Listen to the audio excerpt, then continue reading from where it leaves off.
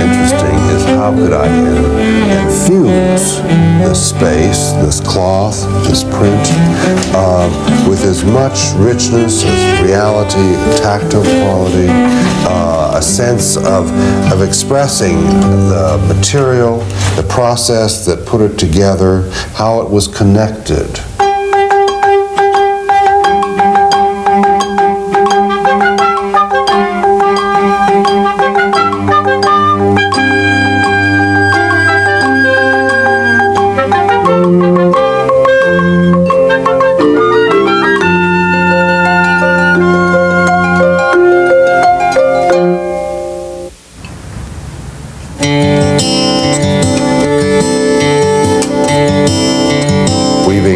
Is slow. I think one learns patience, and it's as close as I get to meditation, I guess. It's the mechanical process of drawing yarns through heddles or pushing the shuttle through the webs and watching something grow in front of you.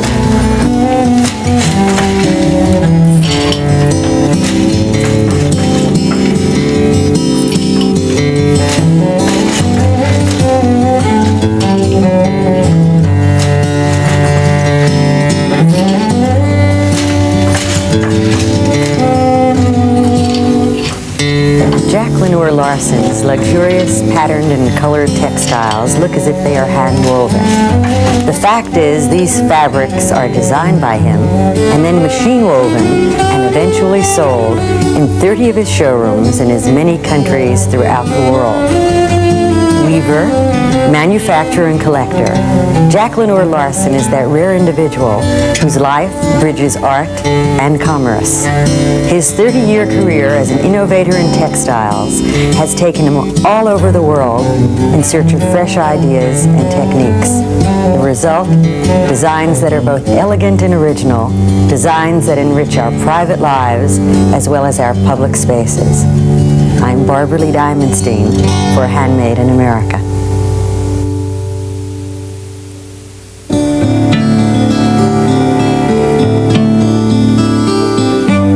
Today we design collections, not individual designs or colorings, but carpets and fabrics and silks and draperies that work together as a group. I feel that our shoebox interiors today need the specialness of their seeming to grow out of components that were designed for that space and that person.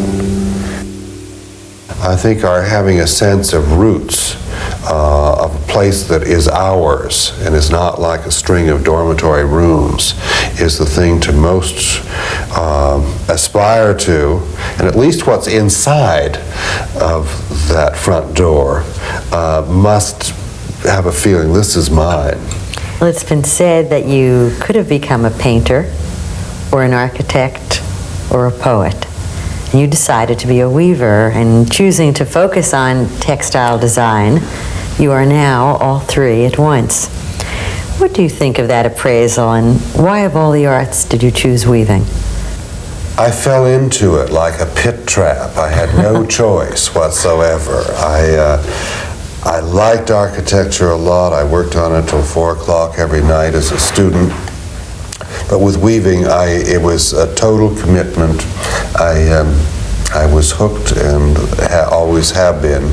Who were some of your mentors that had such a strong effect in supporting you and the direction of your work? Edgar Kaufman and Edward Wormley and another designer, Edward Benish, have all guided me, been close enough friends to say, Jack, this time you're wrong, to encourage me, sometimes to commission my work. But they've been mentors that I've grown up to be friends of, and that's been very rewarding. And who first involved you in the crafts movement? Mrs. Vanderbilt Webb, a grand old lady who founded the American Craft Council. I first came in as a young American. They have those kinds of exhibitions, and then I juried that kind of show, and then I came on when there was a board, I was on the first board of directors. I'm now president of the council and the oldest living member, and I was the fair-haired boy. Mrs. Webb was the founding mother of the American Craft Council and the World Craft Council, and of course the museum and American Craft Magazine are other aspects of that. Can you describe for us what your early work was like and what was going on at the time that you first arrived in New York City? I came here unawares that if you were a fashion designer or a fabric designer, this is the only place to be. I'd come and I'd liked it and I moved here, and then I found out how important New York City is.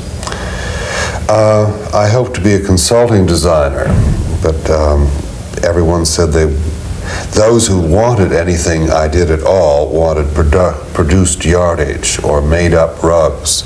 They didn't want designs, as they were architects and furniture designers. Talking originally about the late 40s and the early 1950s, when I suspect that design was thought of as a political as well as an aesthetic expression, what were your own goals then as a young designer? How did you fit into that mix? I was one of the revolutionaries, and it was it was a cause that we were fighting, and it was social, more than political perhaps, but we were against all kinds of refinements, that elegant furs and cut stones and polished marble and servants and all of those things were over, we thought. And that we wanted to create a new kind of environment, and we thought that people would be happier and more moral in it.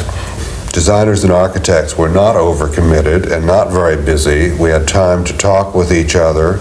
We were few in number, and in many areas, a few people of wealth and conviction, and artists and architects, craftsmen, designers, were a tight-knit group. And what about that revolution and its promise? I think we were encouraged when elements of the establishment began to take up not our creed, but our design. And this is true in both architecture and design.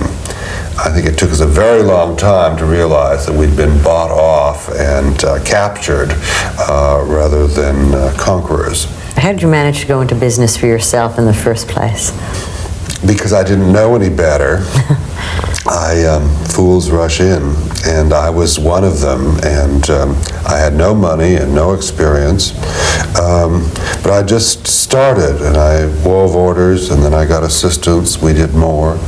I did then other kinds of things, and lecturing and various things to help subsidize it all. And it grew, and then we started working abroad, and then on power looms, and finally on printing. But it expanded very quickly. What do you think is the most important aspect for you of your enormously complex and, I dare say, phenomenally successful business? It's become working as a team. I have a fantasy sometimes of being an infant king that's both looked after and obeyed.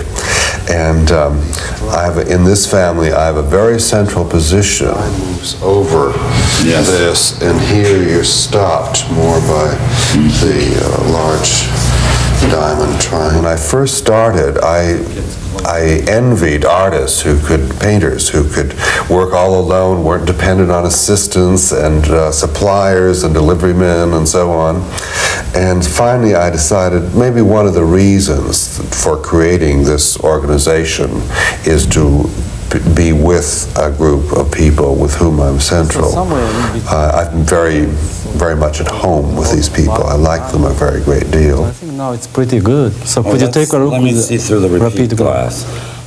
Collaboration is something I've learned late, that in the early days I felt I had to give my co-workers a finished description of my vision, how it would be made, what it would look like, and the coloring.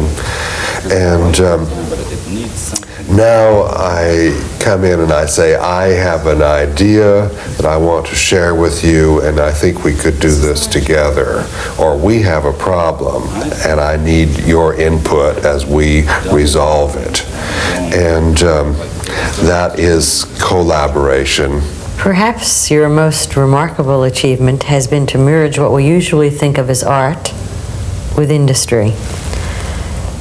In the end, is this really possible, or is it desirable on any scale, let alone as broad a scale, as you've attempted to do it? I think so. There are more and more articles now on restorations, for instance, in which we see architectural ornament, which is an art form, and how it was made, how it can be restored, and it is possible. And if you go back further to Gothic periods, where thousands of craftsmen, artisans would work with masters and with aesthetic trendsetters together as a team. And it's possible that more things can be at least a transition between the highest and the lowest. In the fall of 1981, the Musée des Arts Décoratifs, a branch of the Louvre, presented a very extensive retrospective of your work. How involved were you in the preparation of that show? I've had a number of big shows in major museums, but this one somehow seemed worth my time pondering over. And I've made thousands of designs. And how many? I suspect maybe 6,000, and we could show 300. So of what to leave out, in a way these are all children, was the hardest, slowest part, and then how to show them and what to group together. And I was actively involved in that. Well, in reviewing all of those almost 6,000 designs, did you come across any that you'd prefer not to show to the public today? Oh, a lot. And it was interesting how crass and aggressive some of our designs and colorings were 15, 20 years ago. And even, how do you define crass and aggressive in coloring? As demanding attention, and I think that furnishing shouldn't do that at all. I've heard that a line in a book of poetry by Paul Eluard influenced you in your selection of palette during the late 50s and the early 1960s. He said at the end of a poem dedicated to his friend Pablo Picasso, "If you love the intense cloud, pour into every image its warm summer blood." And I love that cloud and everything that under the cloud, and the nature that I grew up in, and the textures, the pine needles and things. 20 years ago when I went to Europe with our first showroom, and they wondered where I got those wild colors that no civilized person could possibly use them. But I wanted to make a strong statement, and with as much vigor as I could. Some I still like, and even very bright flowers or birds, for instance, are not vulgar. But I've done some vulgar colorings, and they were even popular. What are vulgar colorings? Ones that are jarring. I think very often there's a dark-light contrast and also a color change. And it could be in another 10 years they will again seem rather refreshing. Refreshing, yes. Is there any color or colors that you would no longer use or never use? Not anymore. There used to be a very great many. Is the beige decade over yet? I think it's over as a thing, although I think naturals and neutral colors, well, particularly natural materials, natural wood and cane and wicker and basketry and all of those things that tend to be easy to maintain are very practical. Well, what neutrals, if there are any, do you foresee taking the place of classic tones such as beige? We're finding two things. One, that dyed neutrals, grays and cafe au laits and biscuits, are more practical and seem newer than simply undyed fiber. And we're enjoying, and so are our clients, some colors that are between neutral and color. Very grayed out roses and very soft celadon greens. And who does decide, and how much in advance, what color palette to offer to the public? I sit on the Color Association, in which we try to forecast environmental color 3 years in advance to help manufacturers and retailers. And I'm amazed that a group of 6 or 8 of us, some representing Pittsburgh paint and very large segments of the market, Mary McFadden and I representing more rarefied strata, and we come into agreement as to what we think is going to happen. Well, why don't you give us a fearless forecast? What I'm most excited about at the moment, and I think could be a major trend, and that would be using complementary colors together. Greens with reds, almost the same value, and probably not Christmas colors, but very grayed greens with very off shades of red. What is the newest news in fabric itself? One of the things that's happening now is a very much broader use of silk, which seems surprising.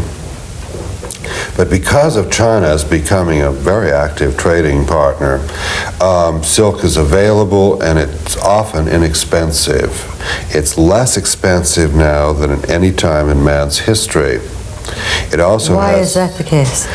Because China needs to export a great deal of it. It's one of the few things we're terribly excited about from China in large quantity. And we're finding its thermal properties for keeping out summer heat and particularly winter cold are useful. That's one natural fiber. Sisal and coir for carpets are more and more in demand and have a wonderful grassy, barky look that we like and are not out of price range. And cotton is big these days. It's partly because the Sun Belt is now half of the American market, and fabrics that are not scratchy, that are absorbent, are very popular. And as our summer temperatures are going up, they're useful here as well. Well, how do you begin to suggest that we improve both our personal and work surroundings and environments with the use of textiles? I like the contrast of very rich materials with very simple ones. The tickings and burlaps and natural linens and things that cost very little money are perfectly all right to use for vast areas, and then to splurge on some part. How do you use fabric in your own home? I use it mostly for wall covering, but I also use it for windows, and I have some of these plastic yarns knit into scrims at the windows, and I'm training ivy up them. Why do you suppose it is that at this point we've become a nation of collectors? It's counter to our being a mass production, mass culture country, and having something that's special, that is uniquely ours, is important. I collect almost everything. I'm not a major collector of fine arts, but in art and craft media, I buy passionately and with great pleasure. How did you first begin to travel and collect, and how important an influence has that been on your life and work? I think a standard of excellence more than anything else, that I learn from all of these pieces and what's good about them, and can I ever achieve something so fine, so perfect as that? And that's what I'm competing with is tradition. But I was first invited to Haiti to help with the first hand-spun, hand-woven fabrics there. And that was in '52. We've been working ever since, and it was so wonderful. I really learned to respect hand-spun yarns, and then to Mexico and Colombia, and finally in the late '50s to the Far East. And uncovering, working with the simplest people in the most remote countries taught me other points of view. Certainly an appreciation that if one has the really beautiful material, the one doesn't need to do anything else but to maintain it, not upstage it in any way by a complex weave or a combination with other things. A humility. In art school, there was a carving on the college gallery saying the most perfect art is the most anonymous. And I didn't want to be anonymous as a student. I was trying to fight my way out of anonymity. And now, maybe partly working with these simple craftsmen, I'm quite content to make designs that are anonymous and seemingly timeless. Timeless, I suspect, is different from anonymous. Isn't there really a Jacqueline or Larsen signature that very often one can look at a fabric, a textile, and say it must be Jacqueline or Larsen?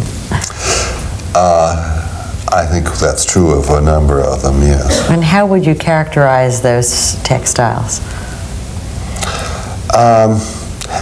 Maybe as vigor. I've long felt that Americans had no business being courtly or trying to imitate courtly traditions, that we're too red-blooded. And that's, I mean, if we have any quality that's good, that's what it is we say what we mean, and we say what we experience, what we feel, and we're not overly refined. And I feel that our environment should not be either. A pioneer in new uses for woven materials, Jacqueline or Larsen is an artist of discriminating taste, firm conviction, and experienced business judgment. He combines technical know-how with poetic insight to create and sustain his constantly evolving craft. I'm Barbara Lee Diamonstein for Handmade in America.